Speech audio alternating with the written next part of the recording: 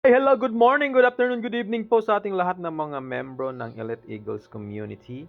Okay, nandito na naman po ulit tayo para magtuturo po kung paano ba mag-send ng pera mula sa ating system papunta po sa Cebuana. Okay? So, pag naka-open ka na ng account mo, i-click mo yung send money. Tapos, hanapin mo po si Cebuana. Tapos, yan, may mga option po kayo makikita dyan. Cebuana Send, check reference, amendment, cancellation, and Cebuana Refund. So, ano ba yung mga pagkakaiba po nila? So, Cebuana Send, from our system to Cebuana, dyan po tayo magpa-process. So, check reference, pag nakapag-ano ka na, natapos mo ng matransact kasi yun, may reference number yun. So, dyan mo i-check. Amendment, for example, may gusto kang baguhin. Mali yung spelling ng pinadala ng nung nag-transact ka. Pwede po dyan sa amendment. Tapos cancellation. So pag cancellation po, mababalik lahat ng amount, including po yung service charge. Tapos pag refund, ang mababalik lang po is the amount, hindi po kasama yung service charge. Okay, yan yung pagkakadiferensya po nilang lahat. So ngayon, ang gagawin po natin, click natin si Buwana Send. Okay? So ngayon, dito, kung wala pa po kayong mga wala pa kayong mga information, so i-click nyo lang po tong new sender para mag-input kayo ng mga information dyan. So, i-follow nyo lang yung anong mga kailangan ilagay po dyan. Okay, first name, middle name, last name, di ba? Tapos mobile number, birth date, tapos transaction password. Okay, ganun lang. Pero pag meron na, i-click mo lang tong register sa baba. Pag meron na, o baka na lang, tapos search mo lang. For example, sino ba yung sender? For example, ako yung sender. Yan. Tapos yung apelyido natin. Tapos i-search natin yan. Okay. Hintayin mo lang na mai-display po yung mga ginawa natin. Sobrang dami niyan, di ba? So, click natin yung pinakauna siguro na lang. Tapos, dito sa baba, scroll down mo lang. Click mo yung next. No?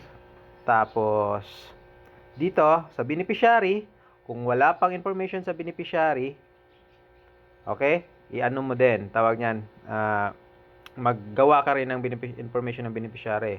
Pagkatapos niyan, pag nagawa mo na, dito ka na, mag-search ka na ng name ng mga beneficiary. So, dito naman, i-ano na yun ng system natin, i-display na lahat ng mga person na pwede kang makapag-send. For example, sino ba? Si ma'am ano na lang siguro. Si ma'am Karin Torigos. Ayan, yung nasa pinakababa. Kasi yung, yan. To. Click mo lang next. Pagkatapos, hintayin mo na mag-loading yun. Currency o Philippine peso. Maglagay ka ng amount. Let's say for example, 100 pesos. Okay, submit. So, pagka-submit mo yan, hintayin mo lang.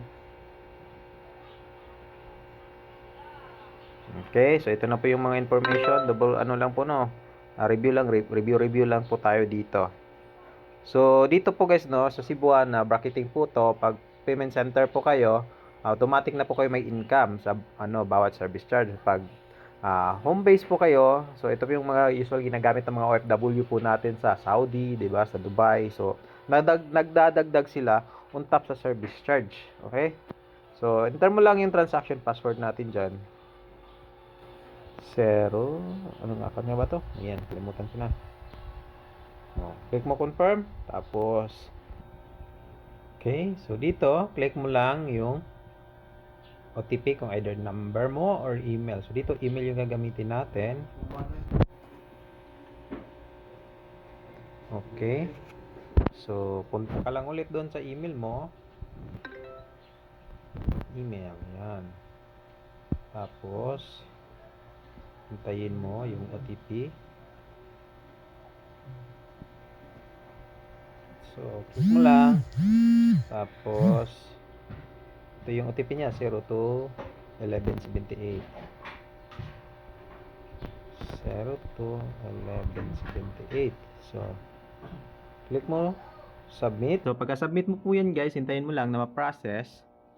So, after po nyan, yung system po natin, magsisend po siya ng verification code sa email mo. So, punta ka doon sa email mo para check yung verification code. Yan. So, ano ba yung email na gamit mo sa system natin?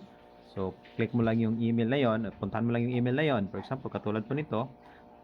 So, click mo lang yung OTP sender, yan na darating po. Tapos yung verification code. So, kopyahin mo lang yan. Tapos, ilagay mo dun sa ano. I-paste mo dun sa ating system. Tapos, verify. So, pag verify po niyan, hintayin mo lang.